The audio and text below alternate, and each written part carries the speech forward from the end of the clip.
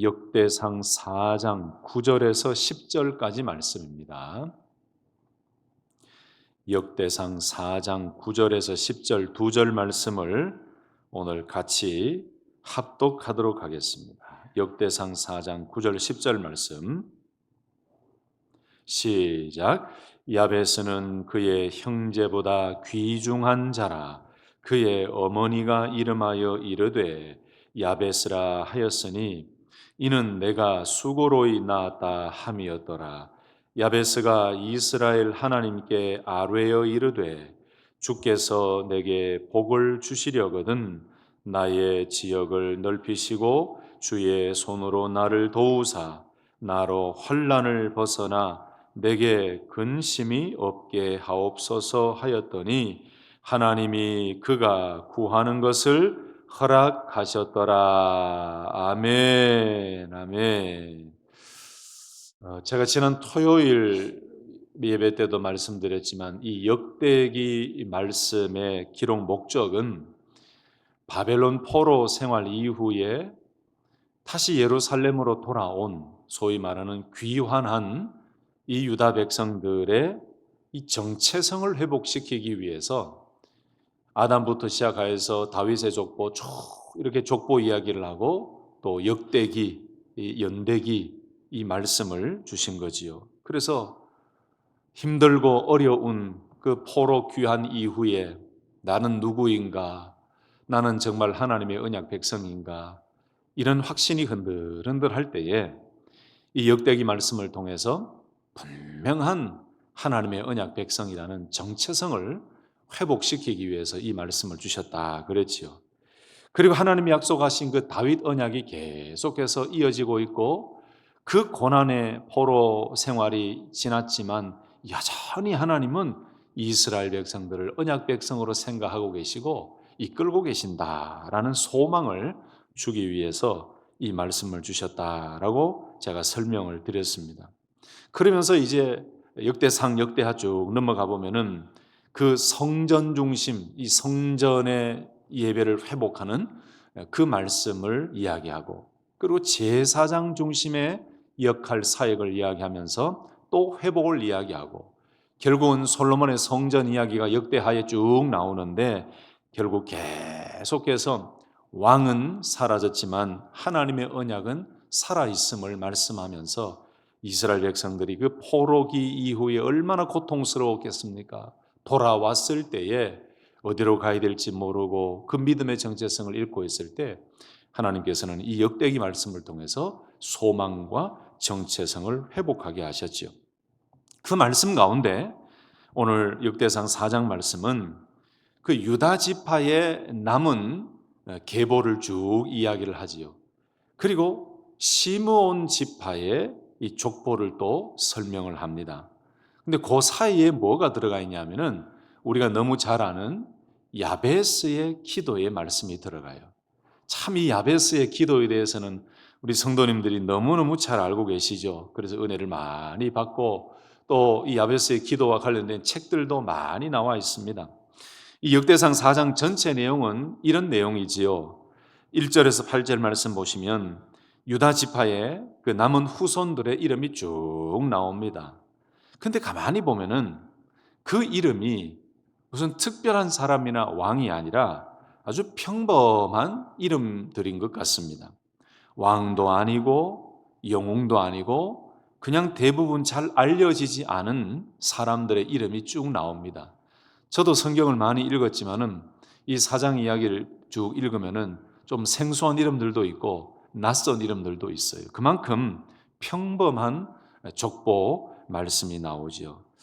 근데 왜 이런 평범한 왕도 아니고 영웅도 아니고 대단한 뭐 인물도 아닌데 왜 이런 사람들의 인물까지 쭉 적어 놓으셨을까를 깊이 묵상하다 보면 아하, 제가 토요일에도 말씀드렸지만은 하나님의 언약의 역사는 사람의 능력이나 또는 직분이나 계급을 따져서 그 하나님의 언약의 은혜를 주시는 게 아니더라고요. 하나님의 은혜와 하나님의 언약의 이어짐은 그 사람의 이름이 어떻든지 신분이 어떻든지 상관없이 하나님이 언약 백성으로 삼으셨으면 누구든 상관없이 하나님의 언약 속에 들어가 있는 은혜의 백성이 된다는 사실을 깨닫게 됩니다. 아멘이십니까? 여러분, 만약에 하나님께서 하나님의 의의 백성을 선택하실 때 그 기준을 능력 있고 돈 많고 또 지도력 있고 뭔가 세상에서 달란트가 있고 재력이 있고 뭐 이런 어떤 기준을 가지고 하나님의 의의 백성을 삼으셨다면 여기 계시는 우리 성도님들 가운데 과연 몇 명이나 하나님의 의의 백성으로 들어갈 수 있을까요? 나는 들어갈 수 있다. 가만히 생각해 보면 전적인 하나님의 은혜예요. 여러분, 그것처럼 오늘 4장에 나오는 이 유다 지파의 남은 후손들의 이름이 쭉 나오는데 아까도 말씀드렸던 영웅도 아니고 왕도 아니고 대단한 사람들도 아닙니다. 그런데 이 이름들을 열거한 것은 이스라엘 백성들이 포로 귀한 이후에 그 포로의 고통스러운 시기를 지나고 돌아온 이후에 이런 사람들조차도 족보에 기록이 되어 있고 너희들조차도 하나님의 언약 속에 있는 하나님의 자녀다라는 사실을 보여주면서 언약 백성임을 잊지 말라라는 하나님의 깊은 의도가 들어가 있는 것이죠. 그렇습니다, 여러분. 오늘 하루 살아가실 때 사실 우리가 살다 보면은 예수 믿지 않고 신앙생활하지 않는 그 세상 사람들이 더 잘 살아 보이고 더 능력 있어 보이고 나와 비교했을 때에 때로는 열등감 느껴지기도 하고 하나님을 믿는 나는 더 초라해 보이기도 하는 어떤 그런 생각이 들 때가 있을 것입니다. 그러나 여러분, 힘을 내십시오. 그것이 우리 하나님의 은혜 언약 속에 들어가고 앞으로 우리가 나아가는 승리의 삶의 기준이 아니라 우리는 하나님의 은혜로 하나님의 언약 백성이 되었고 나는 연약하지만은 나는 실수하고 무너지는 그런 연약하고 부족한 사람이지만 하나님의 은혜와 언약은 여전히 지금도 나를 붙들고 있고 하나님은 나를 인도해 가고 계신다는 사실을 기억하시고 그 하나님의 언약 속에 있는 백성임을 잊지 말고 하나님 바라보시고 오늘도 믿음으로 승리할 수 있기를 예수님의 이름으로 축복합니다. 두 번째로 오늘 말씀 9절 10절에 보면은 이제 그 족보 가운데 끼어 있어요. 이 삽입이 되어 있어요. 그게 바로 야베스라는 인물의 이야기고 야베스의 기도입니다. 갑자기 족보가 잠깐 멈춰져요. 그리고 야베스라는 인물이 툭 나옵니다. 그리고 야베스의 기도의 내용이 나오고 그 기도에 응답하신 하나님의 은혜의 말씀이 9절, 10절 이 짧은 두 절 말씀에 아주 응집되어 있습니다.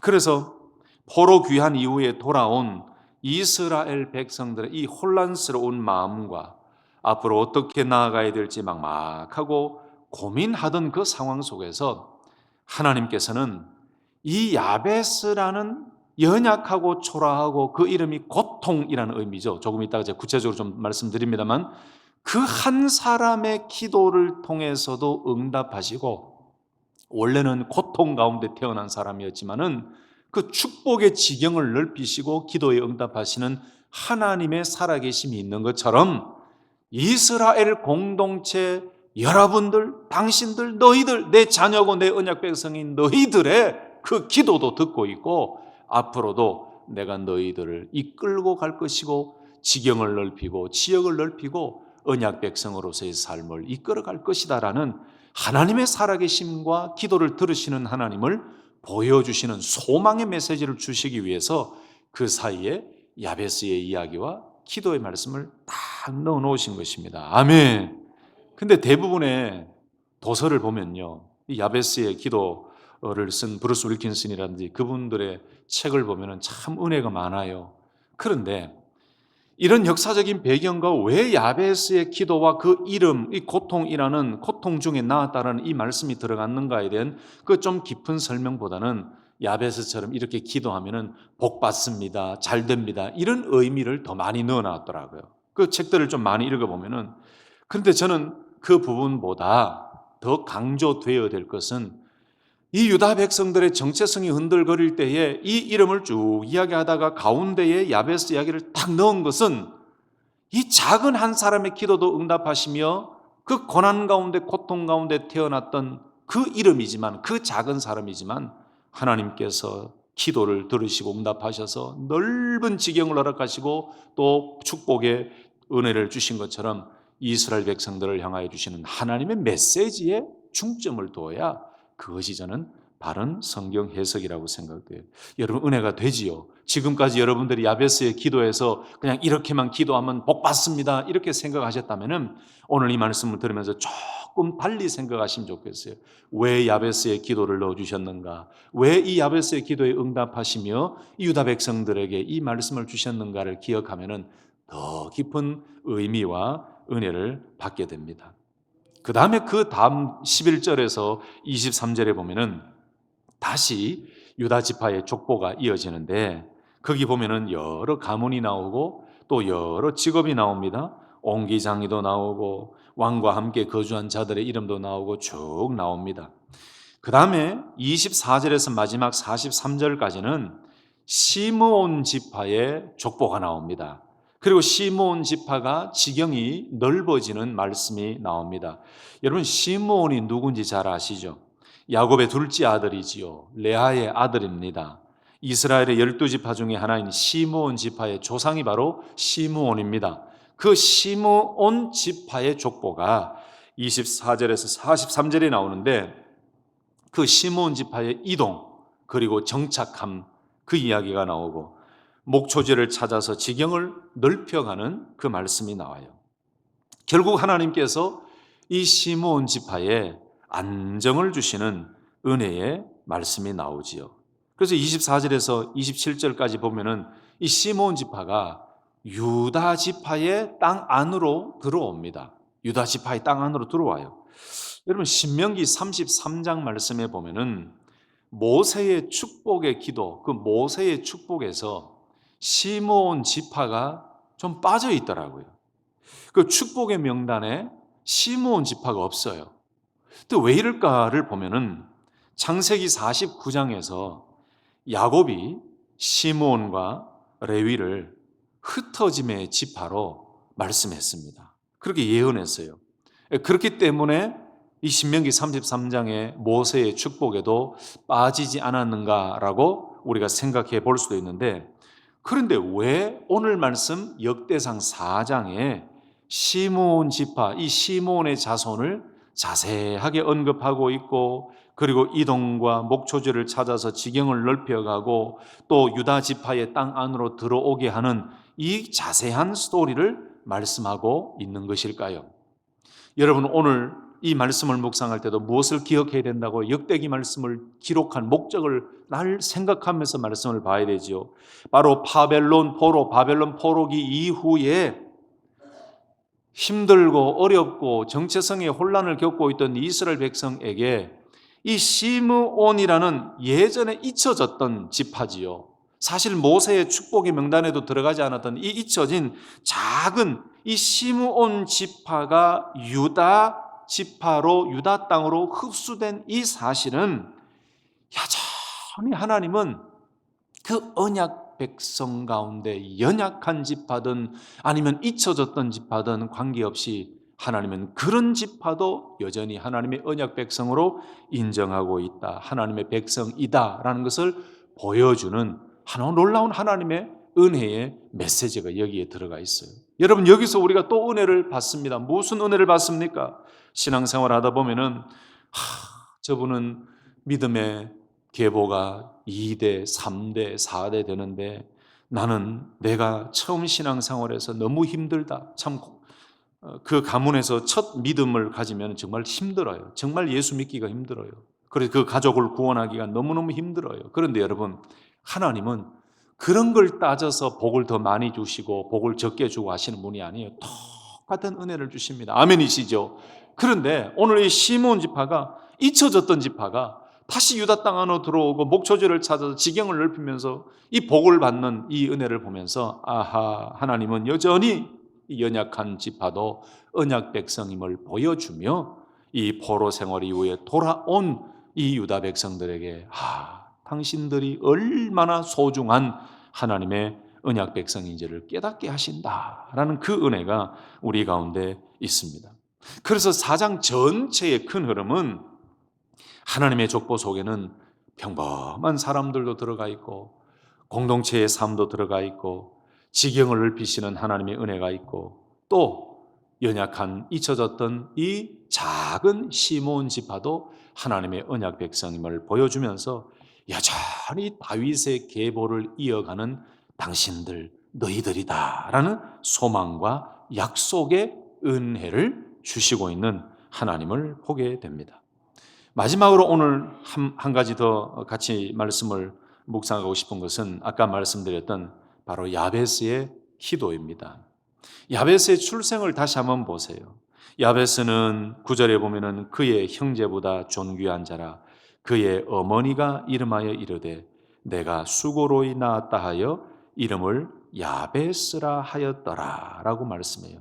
여러분 야베스의 이름은 야아베치라는 말이에요.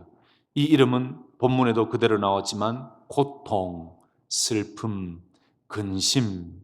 그래서 어머니가 너무너무 수고로이 낳아서 너무너무 힘들게 낳아서 고통의 상황 가운데 낳았기 때문에 야아베치 너는 고통이다, 근심이다 이렇게 했어요. 옛날에 여러분들도 경험하셨겠지만 저도 제가 살던 고향에 보면은 그 이름이 참 재밌어요. 옛날에는 자자 돌림이 많았잖아요. 말자, 숙자, 미자, 현자. 그 다음에 숙자 돌림이 많았죠. 경숙, 해숙, 이런 숙자 돌림이 많았잖아요. 근데 하도 아들을 못 낳으니까 그 막내 6번째 딸의 이름을 꼭지라고 지은 분도 봤어요. 그리고 또 저희 고향에는 그 누님의 이름이 또덤이에요. 또덤이. 왜 또덤인지 모르겠어요. 근데 덤으로 얻었다. 그래서 또덤이 이랬던 것 같아요. 그래서 저희 고향에 있는 형님들, 누님들 이름을 들어보면 정말 재밌는 이름들이 많아요. 그래서 그 재밌는 이름들이 있어서 제가 조금 자라서 그 어머니죠. 그 부모님이죠. 그 친하니까. 그래서 삼촌, 제가 이모 이렇게 많이 불렀으니까 아니 왜 형님 이름을 왜 이렇게 지었어요? 그러면은 그 이름에 이야기를 쭉 해줘요. 참 재밌어요. 그럼 그것처럼 야베스가 태어날 때도 너무너무 힘든 상황이었어요. 왜 수고로이 낳았다? 그래서 내 이름을 야베스라 하겠다. 왜 이렇게 했을까요? 여러분 잘 보세요. 바벨론 포로기를 겪으면서 이 이스라엘 백성들이 얼마나 힘들었습니까?